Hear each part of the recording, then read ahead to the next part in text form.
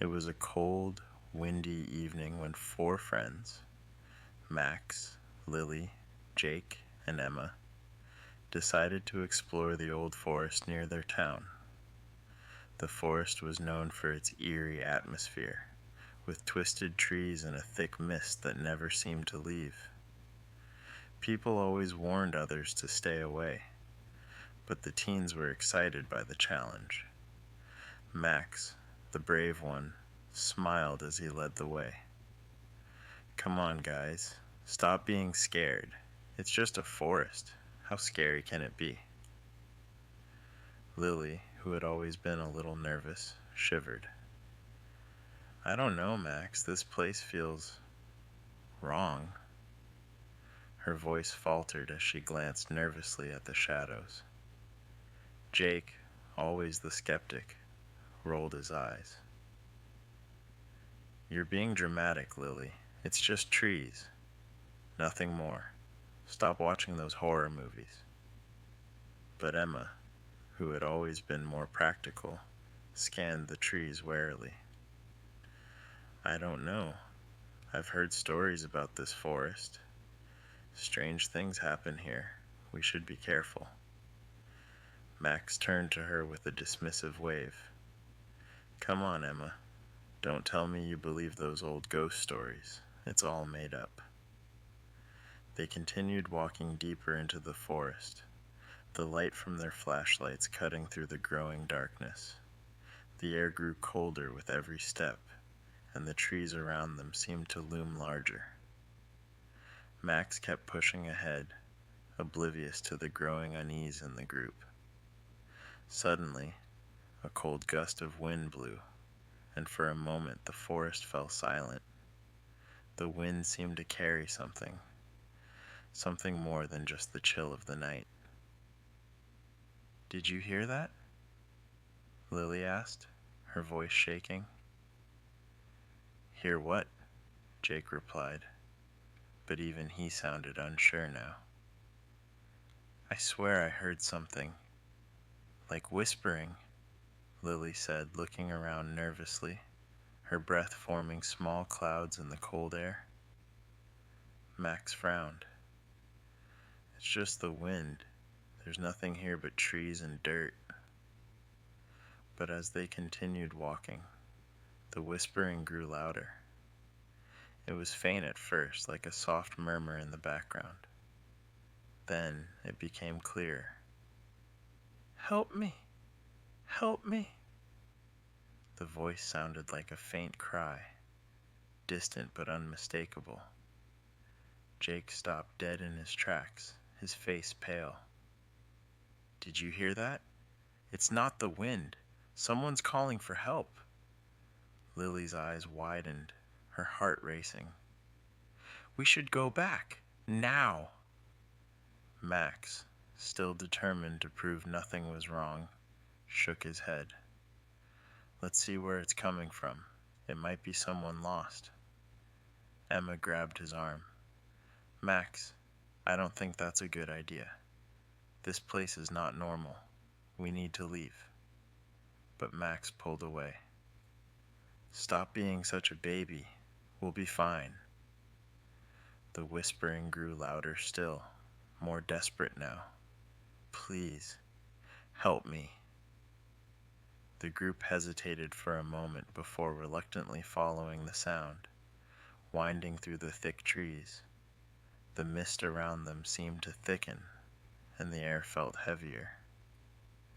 Every now and then they thought they saw something moving in the shadows, but when they turned to look, nothing was there. The trees were dense, the path narrow, but they pushed forward. Max led the group with confidence, though even he started to feel a growing unease.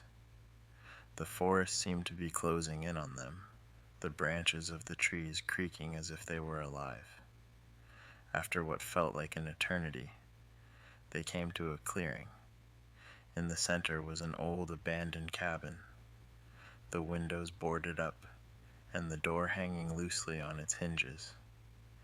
The whispering seemed to be coming from inside. "I don't like this," Lily said, her voice barely above a whisper as she took a step back. Her body trembled, though she didn't want to admit it. "Are you scared?" Jake teased, though even he couldn't hide the nervousness in his voice. His usual confidence had started to slip away. Max shrugged, ignoring the unease that had begun to creep into his own chest. "It's just an old cabin. Let's check it out. It'll be fine." Emma, the most cautious of the group, checked her phone again. There was no signal, just like before. "I don't think we should go in. This place is bad news." But Max was already pushing open the door, the rusty hinges screeching in protest. "We'll just check it out and leave. No big deal." As they stepped inside, the air was thick with dust, and the floorboards creaked under their feet. The faint smell of decay and mildew filled their noses. The cabin was dark, the only light coming from their flashlights. The walls were lined with old rotting furniture, and the windows were covered in grime. Lily shuddered. "I don't like this, Max. Something feels off." Max rolled his eyes, walking deeper into the cabin. "You're overreacting. There's nothing here." The silence in the cabin was thick, broken only by the sound of their footsteps and the occasional creak of the floor. But then the whispers returned, clearer than before. "Why did you come?" The voice was low, almost a growl, coming from the far corner of the room. The friends froze, their hearts racing. Max, who had been leading the way, turned around quickly. "Who said that?" Max's voice was now unsteady. The figure that stepped out of the shadows was tall and thin, its face hidden beneath a dark hood. The air seemed to grow even colder as it stepped closer, the whispering growing louder, now surrounding them. The figure spoke again, its voice a twisted mockery of human speech. "You shouldn't have come here," it said, its voice rough, like gravel scraping against stone. Max's bravado faltered. "Who are you?" The figure didn't answer immediately. It simply stood there, staring at them with eyes hidden beneath the hood. The friends felt their bodies freeze, their breaths coming in shallow gasps. The air was thick with dread. Suddenly, the door slammed shut behind them with a deafening bang. The friends screamed, rushing to the door, but it wouldn't open. The figure began to move closer, its steps slow, deliberate, and the whispering grew more frantic. "Help me! Help me!" Panic set in. The walls of the cabin seemed to close in around them, the air growing colder with each passing second. The ground trembled beneath their feet, and the whispering filled the room, now a cacophony of voices.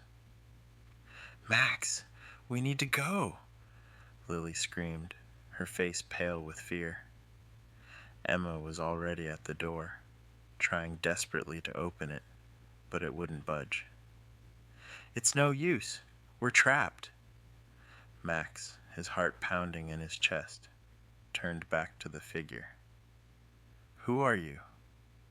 What do you want from us?"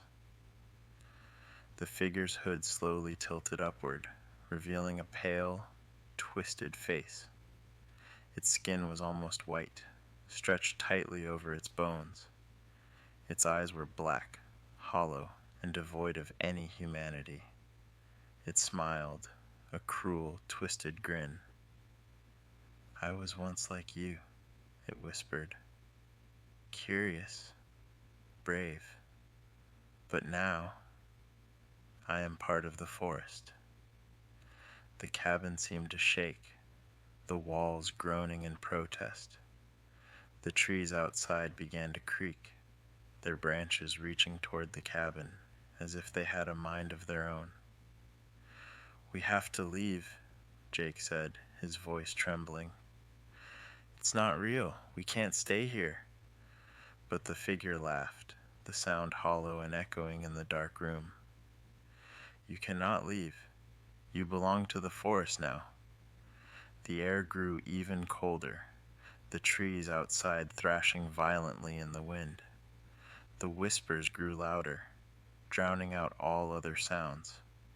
The forest had come alive, and it was angry. Max grabbed Lily's arm. "Run!" But as they made a mad dash for the door, the ground shook beneath them. The cabin seemed to twist and warp, and the trees outside bent as if trying to trap them. They ran through the night, their hearts pounding in their chests. The whispering followed them, echoing in their minds. But when they finally reached the edge of the forest, they turned around and looked back. The cabin was gone. There was no trace of it, just the dark trees and the mist. The whispering faded, but the feeling of dread lingered, like the forest itself was watching them. They didn't speak as they walked away from the forest, their footsteps quickening with every step. They knew they had escaped, at least for now. But deep in the heart of the forest, the trees whispered still.